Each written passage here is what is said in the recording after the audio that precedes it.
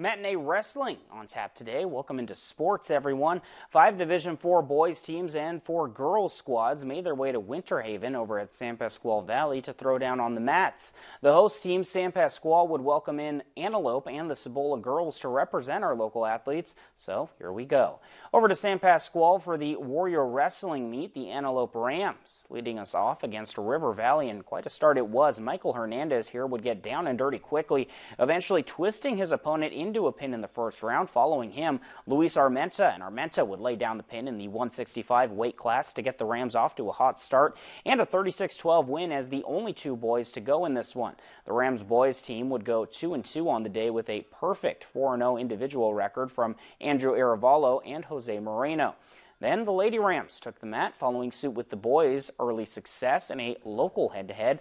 Elena Jaime would take down Cibola's Sofia Garcia in the 120 weight class, followed by Jessie Donahue's, who would handle Cibola's Olivia Opie, giving the Rams a perfect start right off the top. But here come the Warriors of San Pasqual. The girls' duels would favor the Warriors, starting off with Brianna Bouts getting the last word over Elena Jaime in a great battle. Up next, we have Jessie Donahue's back at it, aiming for a 2-0 start, but Josie Shepard bringing the heat. Look at her get out of a tough spot here, getting back on top of Donahue's and leading to the win. Both Bouts and Shepard went undefeated on the day. And then the lone battle on the boys' side, the heavyweights. Michael Hernandez and San Pasqual Cesar Alvarez in a great duel. These two would go toe-to-toe, but right here Alvarez able to overpower Hernandez for the pin, all part of an undefeated day for Alvarez. Unfortunately, Hernandez would go down with an ankle injury in the process. We wish him the best in his recovery. To finish us off later on, more on the girls' side, Calais Meza would lay down the pin in a duel with Parker to get some much-needed points. In the end, the Parker boys would take the meet, and the San Pasqual girls would also dominate the day.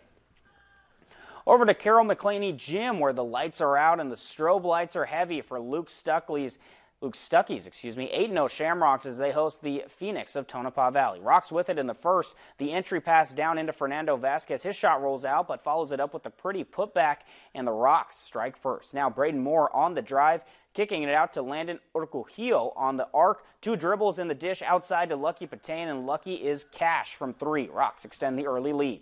So why not some more? Rocks swing it around, and if you're looking for the Shamrock luck, you found the right guy. Lucky hits back-to-back from deep. Rocks up 10 now. The Phoenix just needs something to get going. Abraham Garcia kicks it out for LaRon Major, and he connects for Tonopah Valley's first points of the night. But the Rocks, they'd answer the call. Here they are dialing it up from 3 again. Not lucky, but how about some Sebi? The older brother cashes in the triple. The Splash brothers would combine for 5 threes in the first quarter. Later on, YC up by 15. Garcia in transition. He pulls the nifty Euro step through contact and off the glass to keep it close. Braden Moore has something to say about that. Moore coming off the handoff, and he's eyeing the triple. 3 more for Moore, and the Rocks take a 16-point lead. Another bucket here from Zane Bedoya would close out the first quarter with YC up big, 26-10, and they would go on to win big, 79-36, behind 34 combined points from the Patan brothers. The Rollin' Rocks are now 9-0. And to the first game of the night, the Lady Rocks also looking to keep balling against Tonopah Valley. Let's begin. Hannah Swarthout on the inbound pass to Reese Sellers, and the senior with the move into the lane, and she cashes in on the floater. Count the bucket and the foul. She'd missed the free throw, but the Rocks still up big in the third quarter. Another trip down the floor now. Sellers over to Amanda Wiley as they move it around. Ria Martinez gets it back to Wiley, and she takes the long jumper. Rocks just keep on extending the lead. On the other end, Sadie Daly in kind of a desperation heave. The bank open, though. She will get the 3. Rocks would have an answer, though, as they did all night. Clarissa Mesa with the entry pass to Ximena Poo, and she gets the shooter's touch in for the 2. Great bucket there. Over to the fourth quarter, Rocks still up big. And how about a cherry on top for Mesa? She's going to get the steal, and then she is going to go coast to coast. She will drive it in for the layup. It was all Yuma Catholic in this one. 55-15 your final, behind double-digit points from Wiley, Sellers, and Martinez to improve to a record of 8-1 on the season. Over to local boys soccer, the Yuma Criminals with their first win on the season as they take down the Imperial Tigers over at Curly Colt Memorial Stadium. And this game was tied 1-1 at the half, but 2 second-half goals from the Crims ended up being the difference.